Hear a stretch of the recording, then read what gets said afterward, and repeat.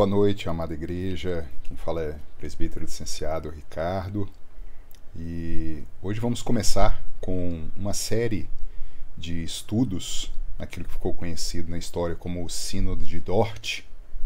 E eu pretendo, no decorrer aí das próximas oportunidades, discorrer com os irmãos em relação aos ensinos que ali foram cunhados, aquilo que foi a base da fé protestante, da fé evangélica no continente.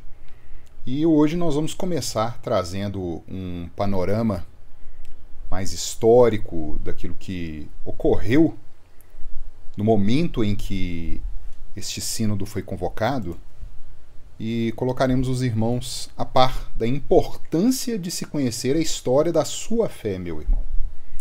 Aqui me vem à memória Atos dos Apóstolos, capítulo 7, quando Estevão é confrontado pelo Sinédrio, pelos judeus, pelos fariseus, e ele solidamente expõe a esperança que residia nele. Ele dava razão da esperança.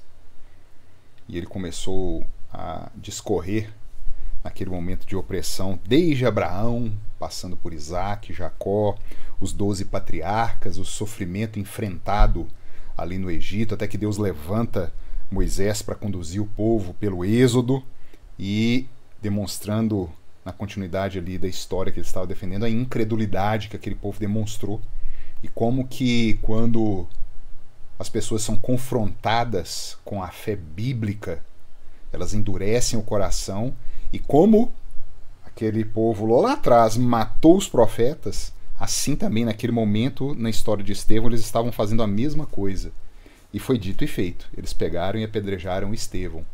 E hoje, muitas vezes, quando nós defendemos a fé, quando nós defendemos o que a Escritura diz, nós somos não de fato apedrejados, mas nós somos mortos nos corações daqueles que nos ouvem, meramente por fugir daquilo que o mundo defende como relacionamento com Deus, mas defendendo o que a Escritura diz que nós devemos ao nosso Criador.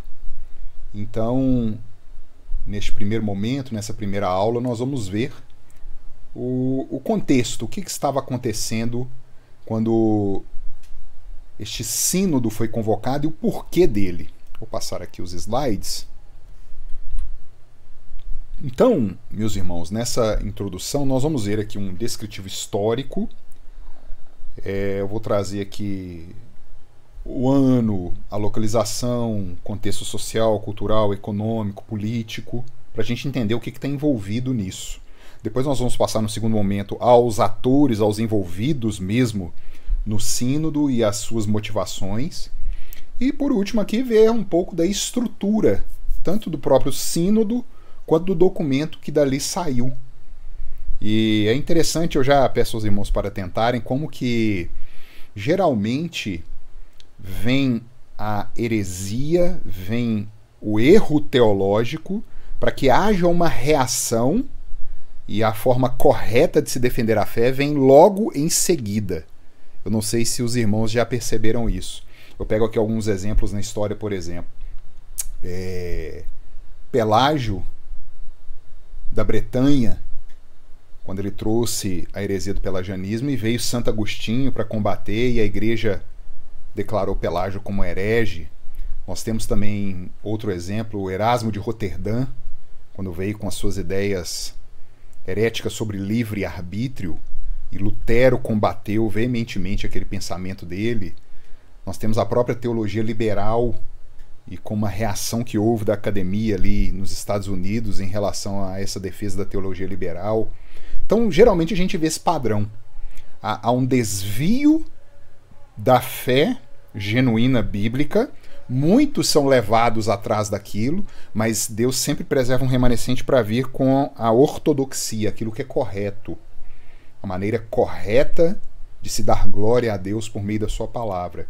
Então se estabelece. Então, para se ter ideia, os famigerados, né, 5 pontos do calvinismo, eu até não, eu sou resistente a esse nome, não por causa do ensino, mas porque eu creio que Calvino nunca aceitaria ter batizado esses pontos com o nome dele. Ele nem vivo era na época, né? Ele já tinha morrido há mais de 50 anos, para se ter ideia, quando aconteceu esse embate. Então, o que ficou conhecido como arminianismo, e a gente vai ver aqui na frente, é justamente uma provocação teológica estranha à teologia ortodoxa da época e a convocação dessa reunião para combater essa teologia errada que estava nascendo ali no seio da igreja. Então vamos caminhar, irmãos, vamos caminhar. Próximo slide aqui. Então, meus queridos, o ano é 1618 e esse ano foi o primeiro ano do sínodo, né? E estava mais ou menos em meio à Guerra dos 80 Anos, que ficou conhecida, que foi a batalha entre a Espanha e a Holanda, que começou em 1568 e durou até 1648. Essa guerra da independência dos Países Baixos. Não é o enfoque, né, do estudo aqui, eu vou só passar para vocês entenderem o contexto daquela época ali. Naquela época, a Holanda era conhecida como as 7 Províncias Unidas, e eles buscavam essa independência da coroa espanhola. Coroa espanhola que tinha como rei Filipe II, que viu um perigo muito grande na emergência da fé reformada, que foi muito bem aceita na Holanda. E Filipe II, rei da Espanha, auxiliado pelo Duque de Alba, que era conhecido também como o Duque de Ferro, ele foi com seus exércitos para cima ali dos Países Baixos. E esse conflito aí se arrastou durante esses 80 anos, até que veio um tratado conhecido como Tratado de Münster, que englobava ali o que ficou conhecido como a Paz de Westfália. Meus irmãos, a coisa é tão grandiosa que a Paz de Westfália ela estabeleceu os princípios que caracterizam, por exemplo, o Estado moderno. Destaca a soberania dos países, a igualdade jurídica entre os estados, a territorialidade das nações, a não intervenção de uma na outra. E isso que pôs fim a esses conflitos, estabelecendo o que é a Europa como a conhecemos. A coisa era muito grandiosa. Os estados nacionais soberanos da Europa eles foram forjados em meio à redescoberta do Evangelho, em meio à estruturação de tudo que a gente conhece como fé protestante, a fé reformada.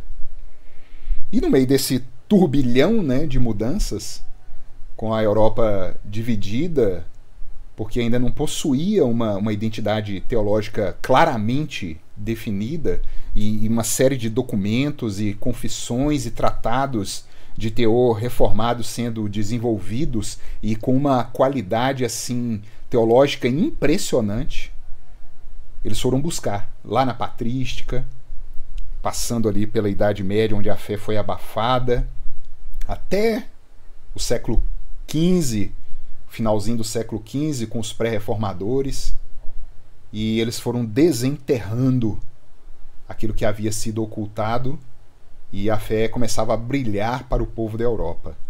E é nesse meio aí que envolve todos esses acontecimentos que nós vamos tratar aqui. O outro fator, meus queridos, que não pode ser ignorado, é que neste mesmo período estamos vivendo o que ficou conhecido como a Renascença. Os irmãos já devem ter estudado aí nas suas aulas de história.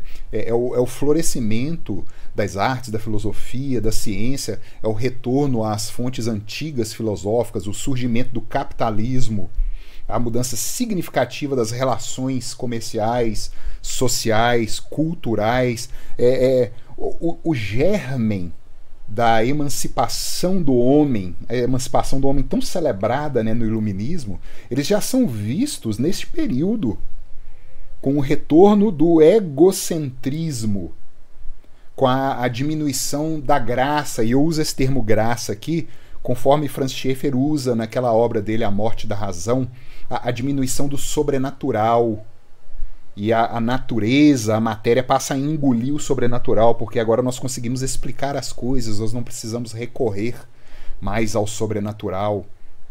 Então esses germes já estão sendo plantados aqui.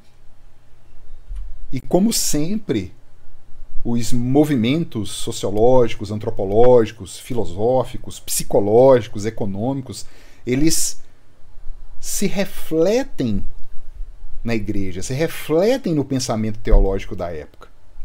E aquilo que até então, meus irmãos, era ponto pacífico quanto à situação do ser humano, quanto a o homem estar morto em delitos e pecados, sem chance de se recuperar, o homem que não possui a habilidade de se consertar diante do seu Criador, e tudo aquilo que era sabido do nosso soberano Criador, um soberano Criador que elege homens pela sua graça e elege homens aos quais ele vai regenerar de fato, ele vai chamar de fato, ele vai justificar, santificar e glorificar.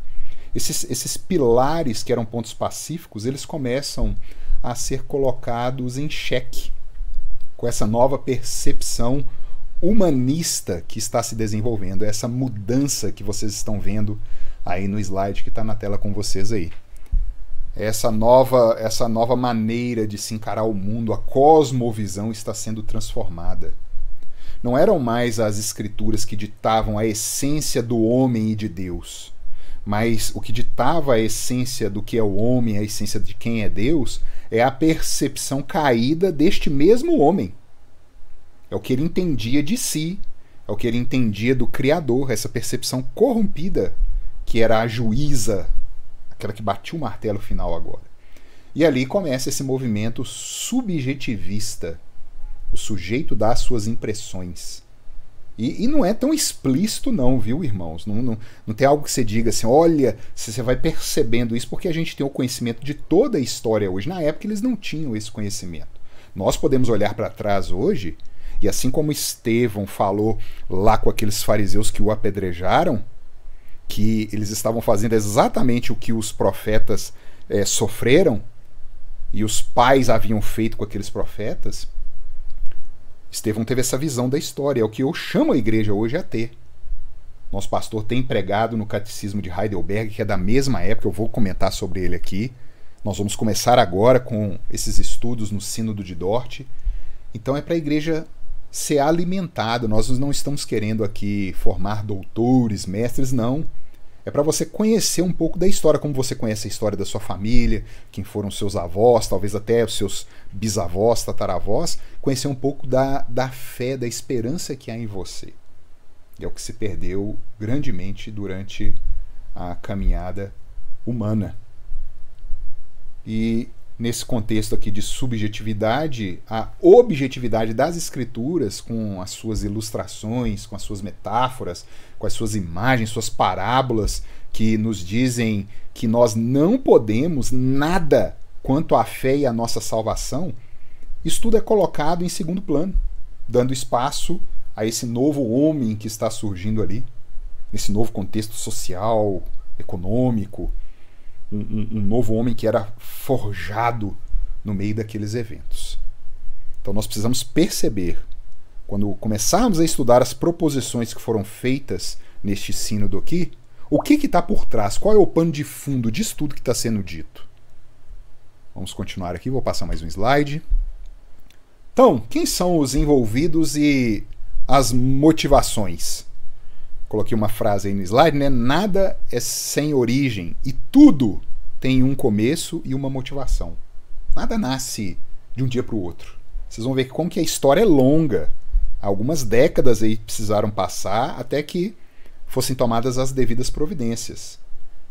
Nós vamos percebendo, irmãos, nesse contexto aí que foi citado agora, de renascença, um novo contexto político, cultural, social, o Sínodo de Dort ele vai se mostrando que ele não é meramente uma disputa religiosa. Não é só assunto, resolvam aí na sua religião. É algo muito maior, envolve muito mais. Pois o ser humano, meus queridos, entenda, ele tem um aspecto holístico, integral. Essa conversa que a gente vê hoje muito aí sobre laicismo, Estado é laico, a sua religião para dentro das portas, para dentro da sua casa, para fora, não tem isso de religião, isso é uma mentira. Porque não existe um ser humano que não carregue dentro de si a percepção de mundo que ela foi submetida, o que formou aquela percepção naquela pessoa. E a religião é um fator predominante em cada ser humano. Seja um cristão, seja um islão, seja um budista, um agnóstico, um ateu. Seja um ateu. Ele vai carregar a sua percepção de mundo para as decisões que ele for tomar. Não há como fugir disso. Imagine os juízes do Supremo Tribunal Federal, que devem ser imparciais, isentos. Isso não existe. Cada um ali tem uma história de vida, cada um é um ser humano. E eles resolveram, em sua maioria, pelo que eu sei, dar ouvidos aos pensadores modernos e acham que são neutros, e não são. Eles estão dando ouvidos à pós-modernidade. Assim como nós, cristãos, damos ouvidos aos apóstolos e aos profetas. Não há imparcialidade. Não há. E esse contexto de crescente humanismo que a gente vai vendo aqui, nesse início de século XVII, final do século XVI, contaminou as mentes de alguns que começaram a questionar a situação que as escrituras colocam cada ser humano. Então, sendo assim, começa aqui a controvérsia com um homem chamado Jacó Arminius. Aqui começa a tal controvérsia arminiana. Vamos conhecer um pouco mais sobre Jacó Arminius. Jacó Arminius nasceu em 10 de outubro de 1560 em Utrecht. Ele ficou órfão muito jovem devido à morte do seu pai, chamado Hermann. O seu pai morrendo deixou sua mãe viúva e uma série de filhos também. E devido a todas essas dificuldades da sua mãe, ele foi adotado. Arminius foi adotado por um pastor chamado Theodorus Emilius, e que concebeu um bom ensino para Arminius. Ele foi muito bondoso com o menino. Mas esse benfeitor também veio a morrer em 1574, mas outro benfeitor deu condições para que Arminius continuasse os seus estudos, mas agora na Alemanha. E nesse inteirinho aí, devido aos atritos e à guerra que estava acontecendo entre a Espanha e a Holanda, como eu já citei aqui, o próprio Arminius teve a sua família massacrada em 1575. Ele retorna à Holanda em 1576 e continua os seus estudos na Universidade de Leiden agora, até 1582, onde se gradua em teologia. Arminius ele foi fortemente influenciado por brilhantes professores, meus irmãos. Havia no corpo docente homens que, infelizmente, ocultavam e combatiam uma visão contrária à fé reformada de até então. Um exemplo desses homens aqui é um tal de Johann Coleman. Esses homens, de forma sorrateira, minavam a fé bíblica e introduziam as percepções humanistas que estavam sendo desenvolvidas à época, dando um protagonismo ao ser humano que as escrituras não defendem. Perceba que o negócio começa pequeno.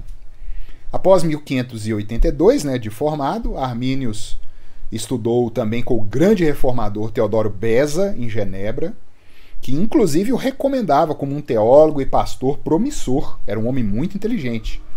Isso se continuasse na caminhada da piedade, que é a obediência bíblica. Palavras do Teodoro Beza em uma carta que ele escreveu sobre Arminius. Vou passar mais um slide para os irmãos aqui. Em 1588, Arminius foi ordenado pastor em Amsterdã e era um pastor aplicado, próximo às suas ovelhas.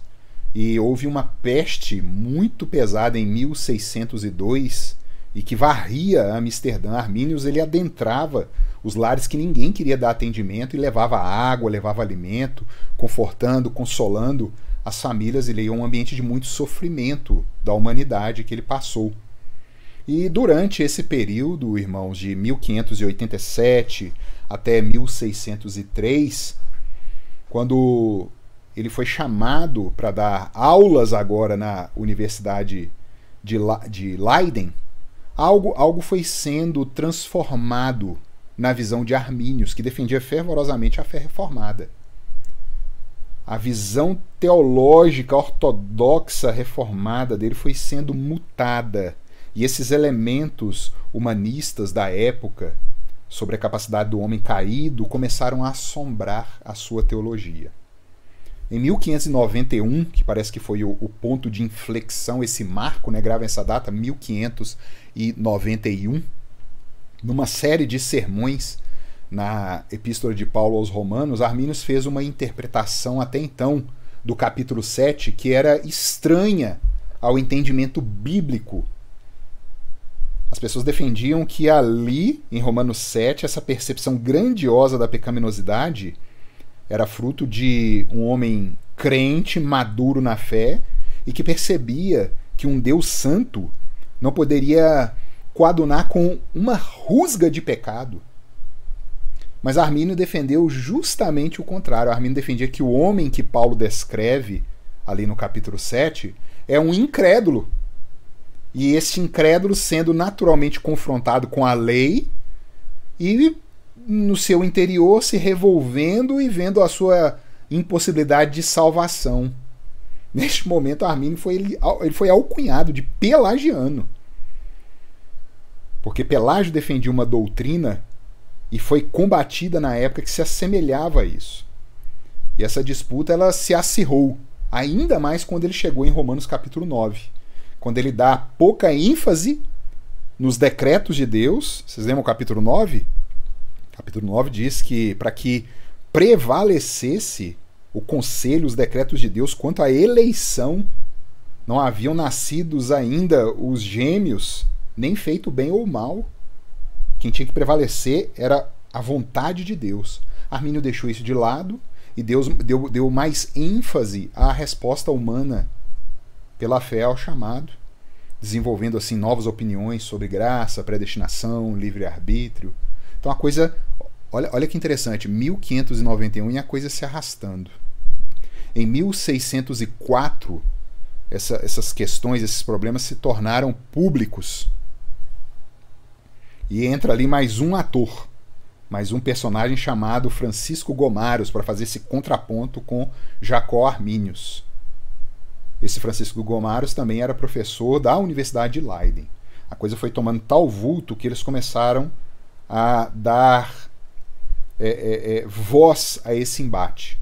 Armínio defendia, inclusive, irmãos, veladamente a revisão da Confissão de Fé belga de 1561 e do Catecismo de Heidelberg de 1563.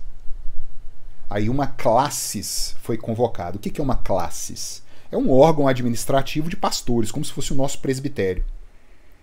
E essa classis, né, esse entre aspas, presbitério, ele fez uma queixa pesada contra Armínios.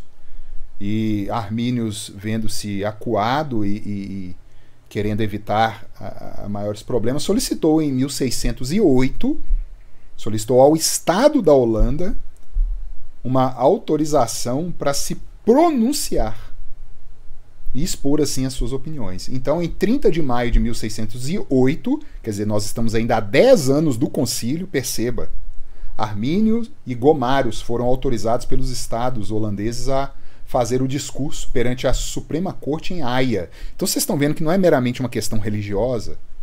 As pessoas davam valor ao ser de Deus, às doutrinas. Muito, muito diferente a hoje. Mas vamos continuar aqui. Mas nesse embate, nessa exposição, não houve acordo. Apesar de uma tentativa de apaziguamento por parte de um homem chamado Reinhold van Brederode, não houve. Ele tentou botar uns panos quentes ali, como presidente da sessão, né? Mas os atritos continuaram. E os embates continuavam, e em 1609, no dia 19 de outubro, morre então Jacó Arminius, no meio dessa controvérsia. Mas não morria ali as suas ideias heterodoxas, pois havia deixado muitos discípulos, assim como a gente vê na história da igreja. Estes discípulos, em 1610, eles formalizaram o que ficou conhecido como os 5 artigos da remonstrância. Eram 41 pregadores, 2 líderes da Universidade de Leiden que subscreviam tal documento, reunidos e expondo essas divergências sobre a posição oficial de toda a fé evangélica da época. Com a entrada do humanismo, meus irmãos, na teologia, houve assim uma mistura que elevou o poder do homem em reconhecer ao seu Criador, mas não conforme as Escrituras defendem.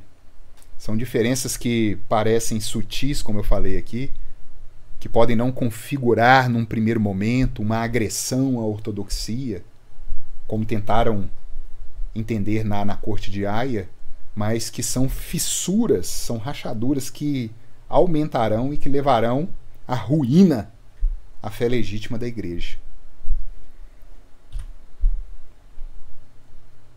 Finalmente, ali chegando em 1618, foi convocado na cidade de Dordrecht, é a cidade na Holanda, é o nome mais conhecido em inglês, né? Dort, ou como se fosse um apelido da cidade, né? Por isso chama Sínodo de Dort, mas poderia ser Sínodo em Dordrecht. Ali foi convocado esse sínodo nacional, meus irmãos. Foram chamados estes arminianos, os seguidores da doutrina de Armínio, ou remonstrantes, como eles ficaram conhecidos, é outro termo aí que vocês podem memorizar, né? Arminianos ou remonstrantes, para expor ali as suas ideias, e seguiu-se reuniões muito conturbadas, e nessas reuniões, no confronto e na resposta da ortodoxia da fé cristã, foram cunhados ali os 5 pontos do calvinismo, que eu gosto de chamar mais de as doutrinas da graça. Porque, como eu disse, Calvino havia morrido em 1564, já há mais de 50 anos, ele não tem nada a ver com isso. Porque a fé protestante, a fé reformada, não é invenção de Calvino, mas é de toda a igreja, dos pastores da Europa em desenvolvimento. São uma série de tratados e documentos, dezenas deles, que se alinham verdadeiramente ao espírito do que é a fé evangélica. Então nós vamos ver aqui um pouco da estrutura do documento. Eu já carreguei na tela um slide ali. Esse sínodo de Dort, baseando-se no que os remonstrantes ou os arminianos colocaram, um documento com 5 capítulos ou 59 artigos no total, os deputados, os delegados deste sínodo foram combatendo ponto a ponto e demonstrando assim os erros, escrevendo também o que eles rejeitavam e, ao mesmo tempo, tratando da doutrina ortodoxa correspondente, aquilo que estava sendo defendido nos últimos 100 anos. Meus irmãos, foram 180 sessões entre 13 de novembro de 1618 a 29 de maio de 1619. Os delegados holandeses incluíam 58 pastores e presbíteros enviados pelos sínodos provinciais, 5 teólogos de diferentes universidades e academias que foram convidados, e também compareceram 28 teólogos de diversas cidades, tanto da Inglaterra, quanto da Escócia, quanto da Alemanha, da Suíça, inclusive Genebra. E com base no desenvolvimento dessas 180 sessões, dos embates, eles foram redigindo este documento e criando um relatório das delegações que foram sendo montadas, e uma comissão de 9 membros foi responsável em redigir o que ficou conhecido como os cânones, como o padrão, como a régua correta, e que condenou as ideias de Armínio e de seus seguidores, e afirmaram assim as convicções reformadas, meus irmãos. Vou passar mais um slide aqui. Os cânones de Dort, eles abordam, vou voltar um slide, na verdade, 5 tópicos, como está escrito aí, né? 5 capítulos também, em 59 artigos. A primeira trata da predestinação divina, a segunda, a morte de Cristo e a redenção do homem. Capítulos 3 e 4, a corrupção do homem e a sua conversão a Deus. E o capítulo 5, a perseverança daqueles que Deus salva, dos santos.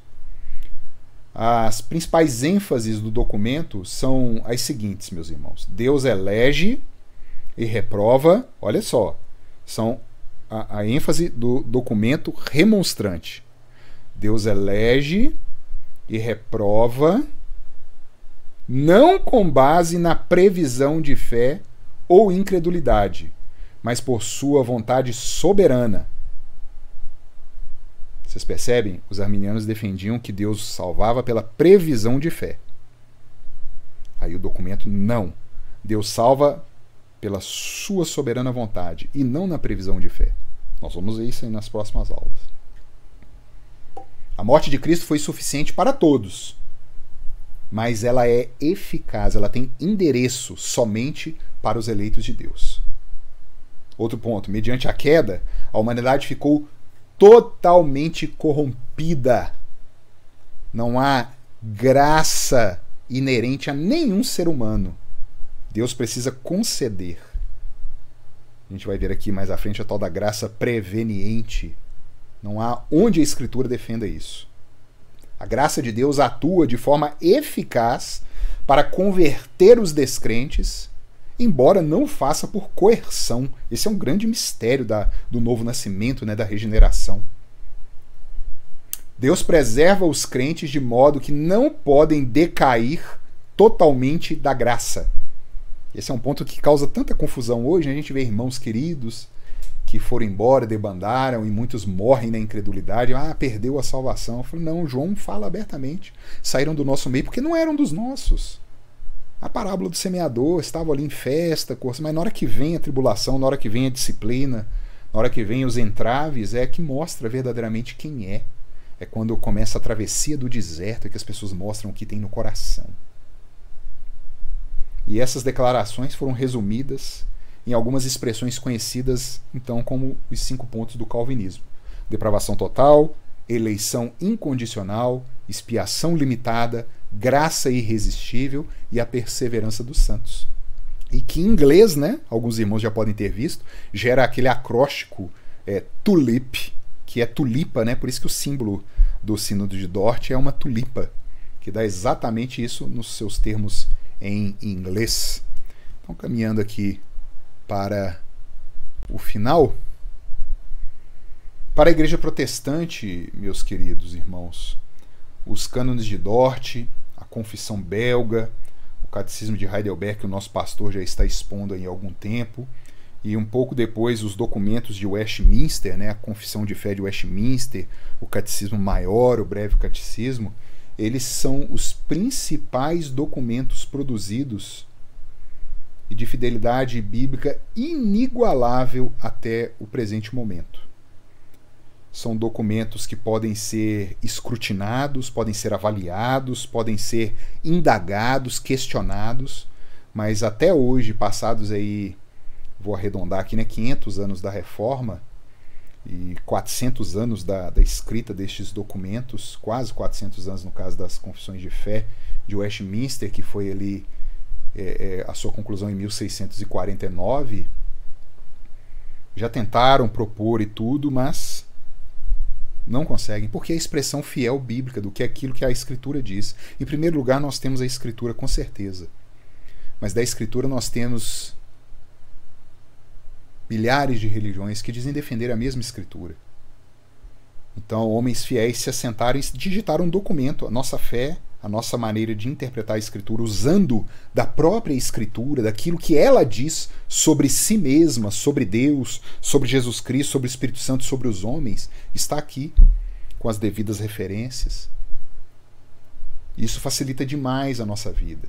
Isso facilita demais o dia a dia. Meus irmãos, percebam, nós não estamos tratando aqui de salvação. Nós estamos tratando aqui de vida e vida em abundância.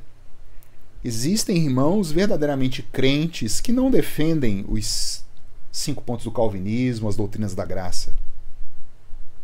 Mas por que eu, Ricardo, defendo? Porque eu vejo que é aquilo que se aproxima muito mais da doutrina bíblica. E eu me aproximando da doutrina bíblica, eu estou me livrando de sofrimento nesse mundo. Como o autor aos Hebreus diz, né, deixando para trás todo o pecado, porque pecado é pecado e tem que ser abandonado. Mas também deixem para trás todo o peso. Todo esse peso que o humanismo, e nós temos visto em nossa época agora com a filosofia da pós-modernidade, alguns defendem que é a modernidade líquida, deram poderes aos homens que eles não têm. E isso traz aflição, sofrimento, depressão, angústia e tudo mais que você quiser colocar nesse meio. E isso dentro da igreja do Senhor. Meramente por não dar a devida atenção àquilo que a Escritura nos traz de revelação, como esses homens se atentaram na época e defenderam.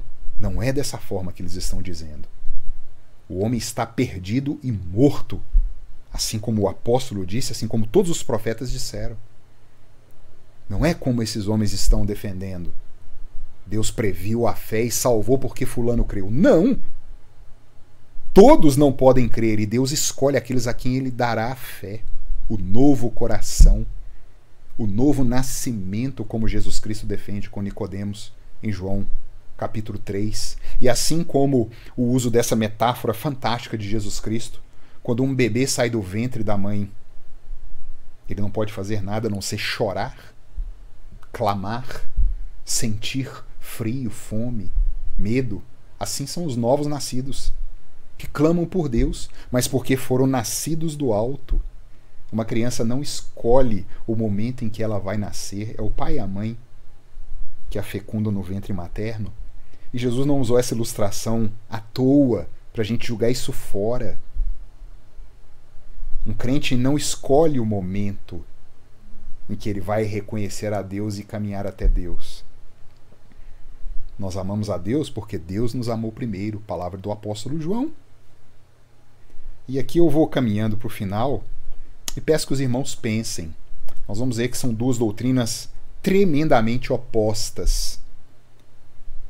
E é muito cômodo para uma pessoa defender que ela pode escolher a Deus no momento em que ela achar conveniente, porque essa pessoa ela pode continuar caminhando em seus pecados e achando que está tudo bem, mas que ela é crente, que ela só se afastou da fé, mas assim que ela resolver, ela volta, ela resolve e volta, mas deixa eu curtir meus pecados primeiro.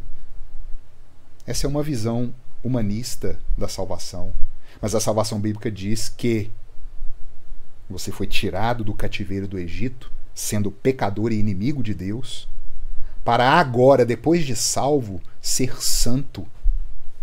Então não se confunde salvação com santidade. E na medida que você foi salvo por Deus, o fruto precisa vir.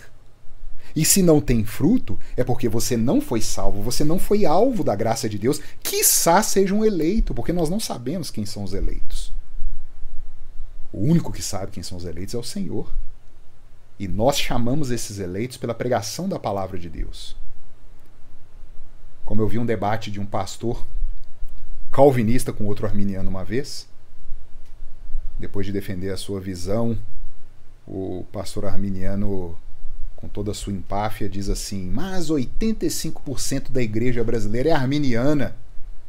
Aí o pastor calvinista vira e diz assim: isso explica muita coisa. A situação da igreja que a gente vê hoje. Isso explica muita coisa.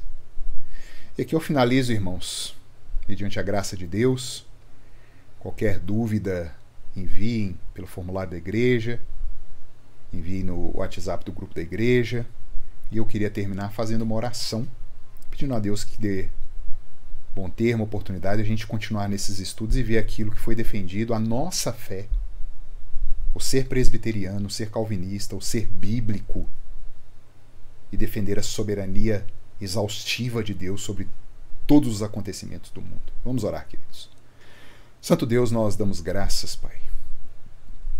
Muito medo, muita aflição, muita dúvida, angústia, não sabemos, Senhor, que nos aguarda em meio a essa pandemia, mas nós temos a certeza absoluta que isso vem das Tuas mãos e que coopera para o bem daqueles que amam ao Senhor e são chamados segundo o Teu propósito, Pai. Isso é loucura, Senhor. Quantos que se dizem da igreja defendem um Deus que está torcendo pelo homem? Um Deus que não intervém e que batalha lado a lado como se um de nós fosse para tentarmos resolver os problemas? Não, Senhor. A Tua palavra é completamente diferente. Acaso não recebemos o bem do Senhor e não receberemos também o mal? É o Senhor quem cria as trevas e faz a luz. É o Senhor quem declara a paz e a guerra. Oh Deus, nos dá a acreditar nisso? Tranquiliza o nosso coração? Nos dá a entender que a Tua vontade prevalece, por isso nós temos que orar? Porque lá no fundo do nosso ser, cada ser humano que pisou nessa terra, ele não crê nisso. Ele não crê nessa verdade absoluta, que está tudo nas Tuas mãos. E isso nos gera, Pai, apreensão, isso nos gera temor, temor dos eventos, temor de homens. Ajuda-nos, Deus, a compreender isso e leva a paz que excede a todo entendimento ao Teu povo. Tem misericórdia de nós. Abençoa, Deus, aqueles que carecem neste momento de consolo, de conforto. Visita os leitos dos hospitais que os nossos queridos estão. Tem compaixão, Senhor. e abençoa ricamente a Igreja Presbiteriana da Pampulha, Pai, nos dando condição de continuar nesses estudos e ver, Deus, o que esses documentos dizem a nós, o que a Tua palavra defende. E em nome do Teu Cristo que nós oramos, pedindo perdão pelos nossos pecados. Amém.